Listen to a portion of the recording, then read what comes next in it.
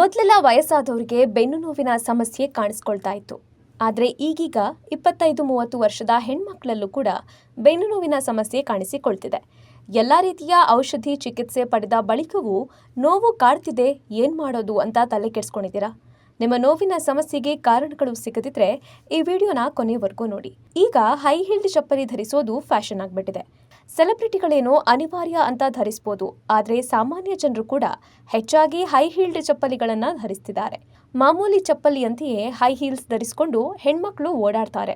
ಆದರೆ ಇದು ಕೆಲವರ ಬೆನ್ನು ನೋವಿಗೂ ಕಾರಣವಾಗಬಹುದು ಎಂದು ವೈದ್ಯರು ಹೇಳ್ತಾರೆ. ಅವ್ರು ಹೇಳೋ ಪ್ರಕಾರ ಹೈ ಹೀಲ್ಡ್ ಚಪ್ಪಲಿಗಳು ದೇಹದ ಸಮತೋಲನವನ್ನು ಪಲ್ಲಟಗೊಳಿಸುತ್ತವೆ.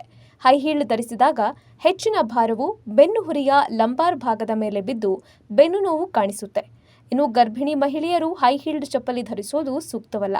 ಒಂದು ವೇಳೆ ಧರಿಸೋದೇ ಆದರೆ ಗರ್ಭಾವಸ್ಥೆಯ ಕೊನೆಯ ದಿನಗಳಲ್ಲಿ ಬೆನ್ನು ನೋವು ಕಾಣಿಸಿಕೊಳ್ಳಬಹುದಾಗಿದೆ. ಆದ್ರಿಂದ ಈ ಸಮಯದಲ್ಲಿ ಅದನ್ನು ಧರಿಸುವ ಪ್ರಯತ್ನವನ್ನ ಮಾಡಬೇಡಿ. ಇನ್ನು ಬೆನ್ನು ನೋವಿಗೆ ಸ್ವಯಂ ಚಿಕಿತ್ಸೆ ತೆಗೆದುಕೊಳ್ಳೋದು ಒಳ್ಳೆಯದಲ್ಲ. ಹೆಚ್ಚಿನ ಜನ ಬೆನ್ನು ನೋವು ಶಮನಕ್ಕಾಗಿ ಫಿಸಿಯೋಥೆರಪಿ ಮಾಡಿಸಿಕೊಳ್ತಾರೆ. ಇನ್ನು ಕೆಲವರು ಬಿಗಿಪಟ್ಟಿ ಕಟ್ಟಿಕೊಳ್ತಾರೆ. ತೈಲ, ನೋವು ನಿವಾರಕ ಕ್ರೀಮ್ ಹಚ್ಚಿಕೊಳ್ಳೋದು, ನೋವು ಶಮನಕಾರಿ ಮಾತ್ರೆ ಸೇವಿಸೋದು ಮೊದಲಾದ ಸ್ವಯಂ ಚಿಕಿತ್ಸೆಗಳನ್ನು ಹೆಚ್ಚಿನವರು ಮಾಡ್ತಾರೆ. ಆದರೆ ನಮಗೆ ಬೆನ್ನು ನೋವು ಕಾಣಿಸ್ಕೊಂಡಾಗ ಮೊದಲಿಗೆ ಡಾಕ್ಟರನ್ನ ಕನ್ಸಲ್ಟ್ ಮಾಡಿ ಅವರ ಸಲಹೆ ಮೇಲೆ ಚಿಕಿತ್ಸೆ ಪಡೆಯೋದು ಒಳ್ಳೆಯದು.